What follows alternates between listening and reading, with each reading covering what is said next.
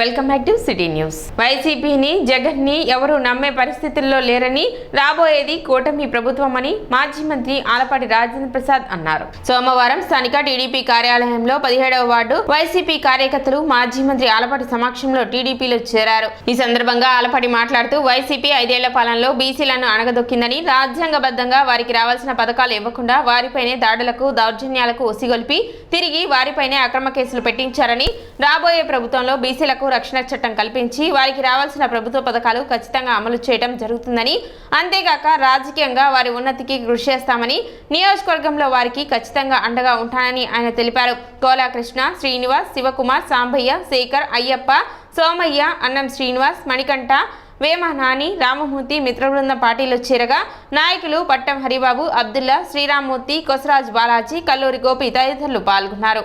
17వ ward YCP party నుంచి ఈరోజు తెలుగుదేశం పార్టీలో చేరుతున్నందుకు వీరందరికీ నా హృదయపూర్వకమైనటువంటి ధన్యవాదాలు. ఈరోజు వైసీపీ ప్రభుత్వం ఈ 5 సంవత్సరాల నుంచి ఏ వర్గానికి న్యాయం చేయకపోగా అన్ని వర్గాల్ని అన్యాయం చేసి అధోగతి పాలు చేసినటువంటి నాయకత్వం వైసీపీ నాయకత్వం. ఈ రోజున పేదవాడిని పేదవాడిగానే ఉంచాలని చెప్పి చేసిన ప్రయత్నమే ఈ నవరత్నాలు. ఈ నవరత్నాల వల్ల ఏ ఒక్కరి యొక్క జీవన విధానంలో కూడా మార్పు తీసుకురాలేనటువంటి ప్రభుత్వం.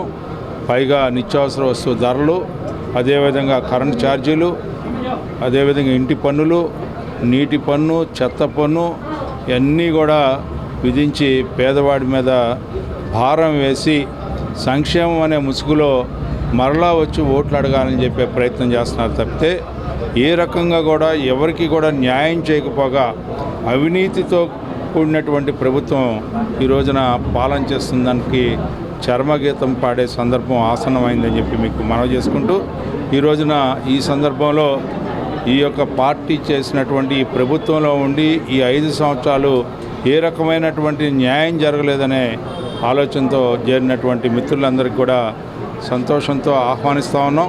హృదయపూర్వకంగా ఏ ఆశయ సాధన కోసమైతే తెలుగుదేశం పార్టీ ఏర్పడిందో మిమ్మల్ని అభివృద్ధి చేసేంతవరకు సంక్షేమం, అభివృద్ధి రెండు కళ్ళలాగా చేసే నాయకత్వం చంద్రబాబు నాయుడు నాయకత్వం, అదేవిధంగా పవన్ కళ్యాణ్ గారి నాయకత్వం అని చెప్పి మీకు మనవి చేసుకుంటూ, మీ అందరి యొక్క రాక ఈరోజు ఈ పార్టీని ఖచ్చితంగా గెలిపించుకోండి.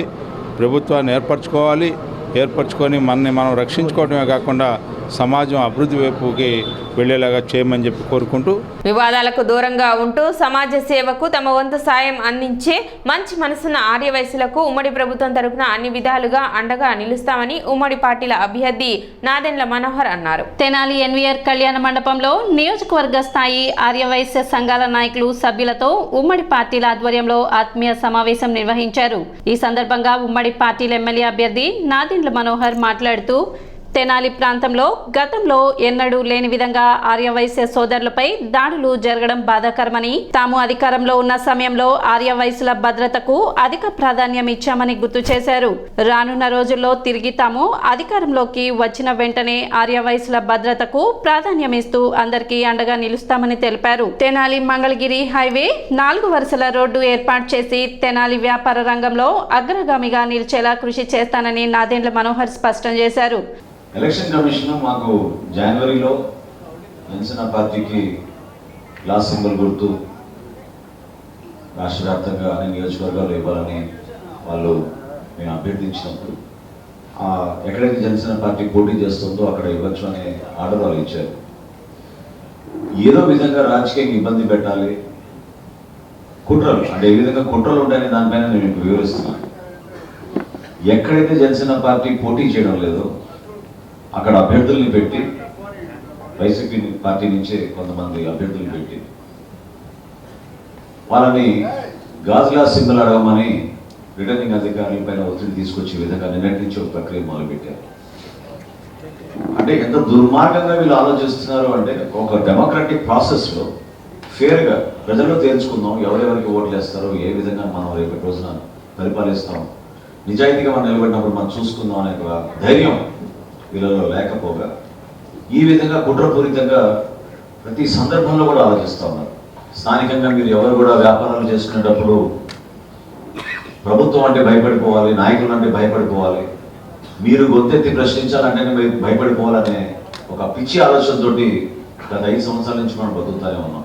ప్రభుత్వంలో ఉన్న పెద్దలు పరిపాలన దక్షత లేనప్పుడు, అవగాహన లేనప్పుడు, ఆలోచన లేనప్పుడు, రోసయ్య గారు ఉండేవారు ఆర్థిక మంత్రిగా.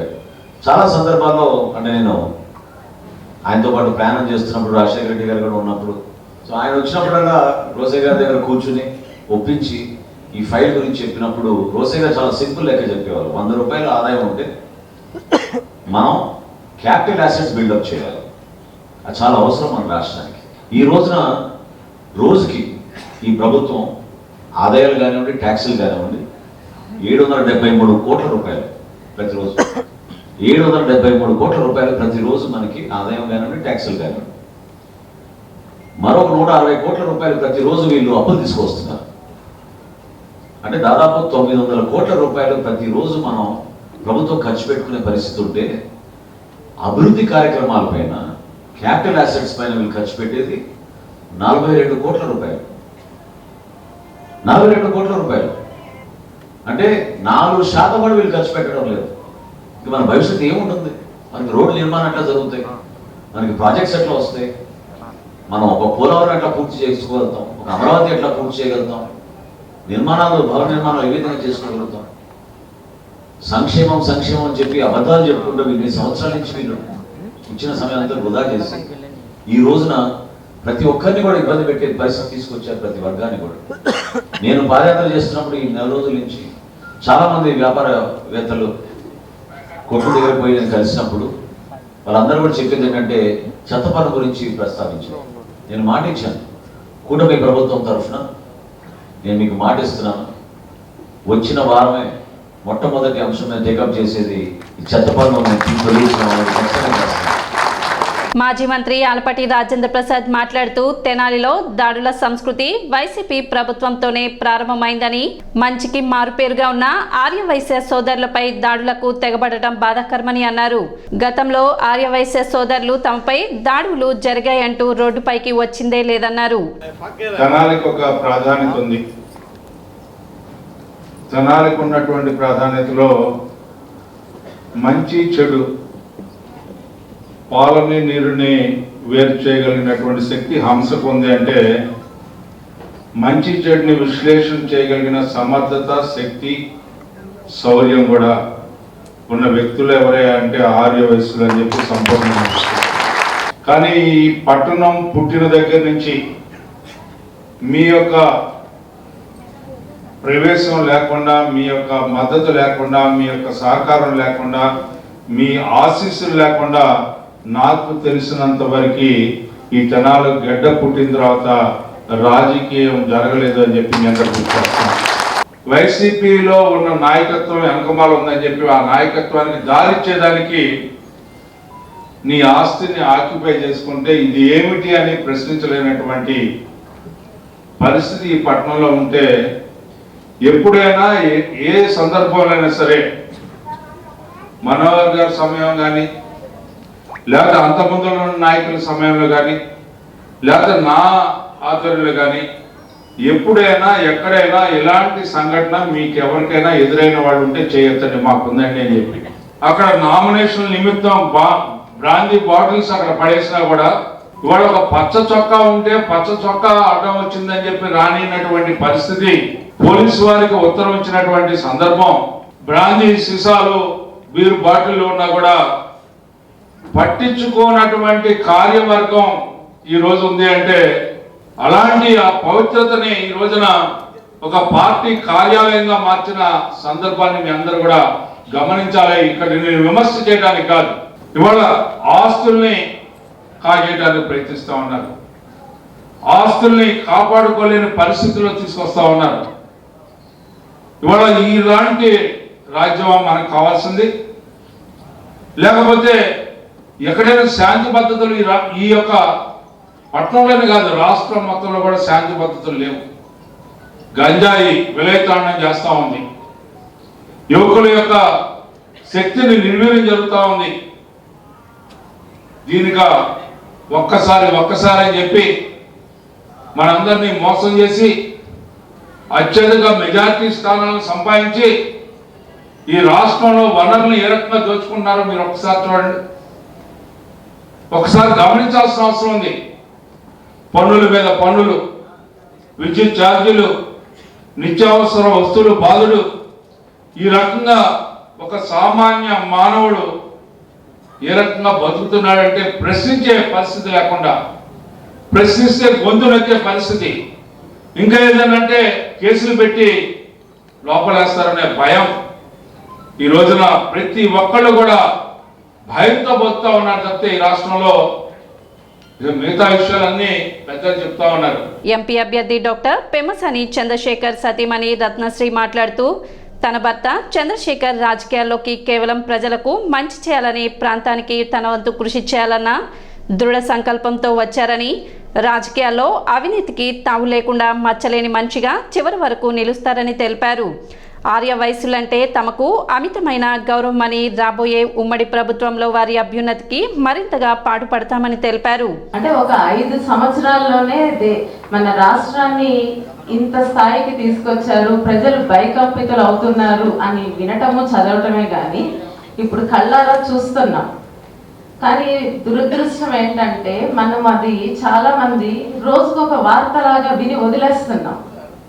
ఇది ఇంతే, ఇప్పుడు మేము రాజకీయాల్లోకి వస్తున్నా కూడా మాకు చాలా మంది మారదు, వీళ్ళంతే, ఇది ఇంతే అని చెప్తారు. అలా దయచేసి ఎవరు నిస్పృహకి గురి అవ్వద్దు, తప్పుని ఓకేగా చేసుకోవద్దు. అది చిన్నదైనా పెద్దదైనా ఏ రోజైతే మనం ఇది ఓకే, ఇది మారదు, ఇది ఇంతే అనుకున్నామంటే మన జీవితం ఆ రోజుతో ఆగిపోయినట్టే. అది దానికి మనం ఏ విధంగా అయినా వ్యక్తిగతంగా ఒక మనిషిగా అయినా మార్పు తీసుకురాగలుగుతాము.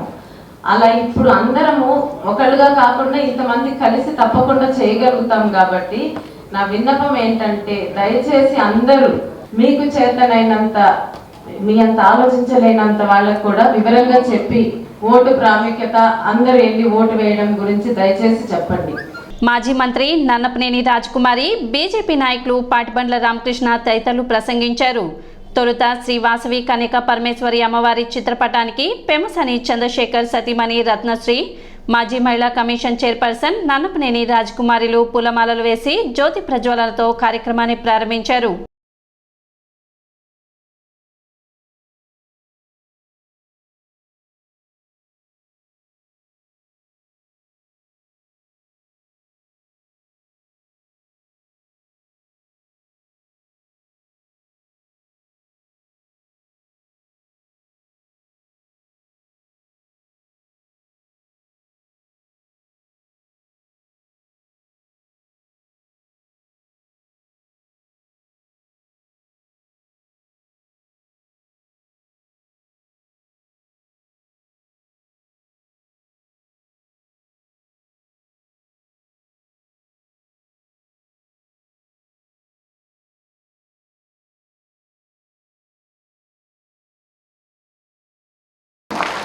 ఆమె ముఖ్యమంత్రి గారి గవర్నర్గా ఎంతో ప్రేమాభిమానాలు చూపించేవారు. అంతేకాదు ఆర్య వయస్సులో అంటే నాకు తెలిసిన తర్వాత నేను చిన్నప్పటి నుంచి కూడా చూస్తూ ఉంటానండి.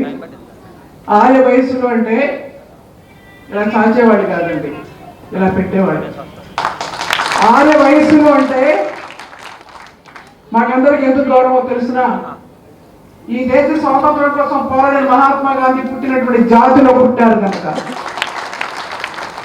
ఈ రాష్ట్ర అవతరణ కోసం తమ ప్రాణ త్యాగం చేసిన పొట్టి శ్రీరాములు పుట్టిన జాతిలో పుట్టారు కనుక, చిన్న వ్యాపారమైన పెద్ద వ్యాపారమైన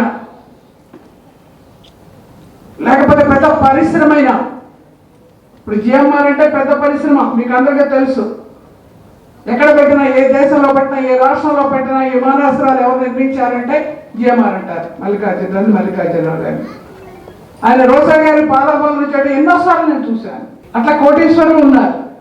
అలా కాకుండా బంగారమే కాదు, వస్త్రాలే కాదు, లేకపోతే పరికరాలే కాదు, అనేక విషయాల్లోనే కాదు, చిన్న టీ షాప్ దగ్గర నుంచి, కిళ్ళీ కొట్టు దగ్గర నుంచి చిన్న దాని వరకు కూడా బాధపడకుండా, సిగ్గుపడకుండా కష్టపడి బతకాలి. ఎవరి చేతి మోతాదు నీళ్లు తాగకూడదు. ఈ 5 సంవత్సరాలకి చరమగీతం పాడే అవకాశం మన ముందు ఉంది. మనందరం కూడా ముఖ్యంగా మనందరి చేతిలో రేపు మే 13 ఒక అవకాశం రాబోతా ఉంది. ఏదైతే జగన్మోహన్ రెడ్డి గారు గతంలో నాకు ఒక్క అవకాశం ఇండి అని అడిగితే మీరందరూ దయతలిచి ఆయనకి 151 సీట్లు ఇచ్చి బ్రహ్మాండమైన అధికారం ఇచ్చి మీ అందరినీ దోచుకునే అధికారం ఇచ్చారు. అలాంటి అవకాశం రేపు మే 13 మీ చేతుల్లో రాబోతా ఉంది. ఆయన్ని బయటికి పంపుతారా లేదా ఆ రోజు కూడా లేదు నా వ్యాపారం నేను చేసుకోవాలి, నేను కొట్టు తెరవాలి, నేను కొట్టు తెరిచి 3:30, 4ంటికి వెళ్తాను, ఎండ ఉంటే మళ్ళీ ఇంటికి వెళ్ళాలని చెప్పి ఆగుతారా? ఎవడో ఒకడు మీ ఓటు వేసుకునే అవకాశం ఇస్తారా లేదా పొద్దున్నే వెళ్ళి మీ ఓటేస్తారా అనే ఒక అవకాశం మీ చేతుల్లో ఉంది. కాబట్టి ఈ అవకాశాన్ని మీరందరూ కూడా ఉపయోగించుకుంటారా ఉపయోగించుకోరా అది కూడా మీ చేతుల్లోనే ఉంది.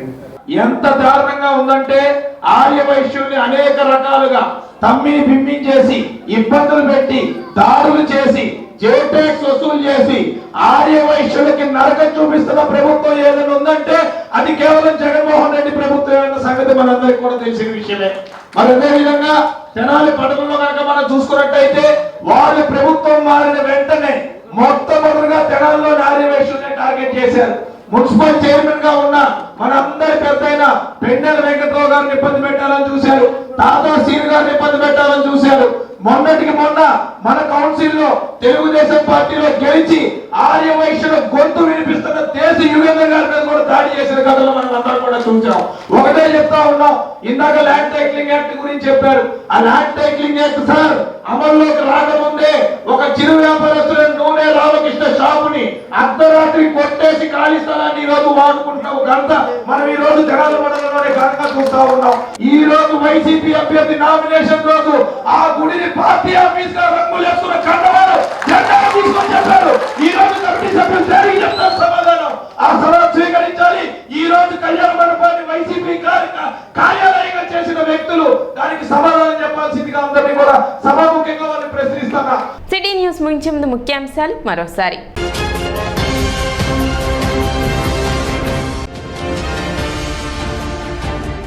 ఈ నెల 30వ తేదీ తెనాలిలో జరిగే టీడీపీ జాతీయ అధ్యక్షులు నారా చంద్రబాబు నాయుడు పర్యటన ఏర్పాట్లను పరిశీలించిన కూటమి అభ్యర్థి నాదెండ్ల మనోహర్, మాజీ మంత్రి ఆలపాటి రాజేంద్ర ప్రసాద్.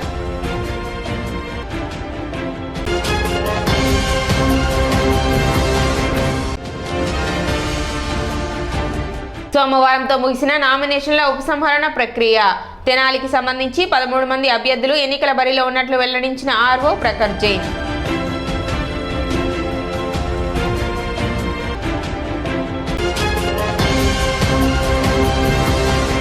సిటీ న్యూస్ ఇంతటితో సమాప్తం. నమస్కారం.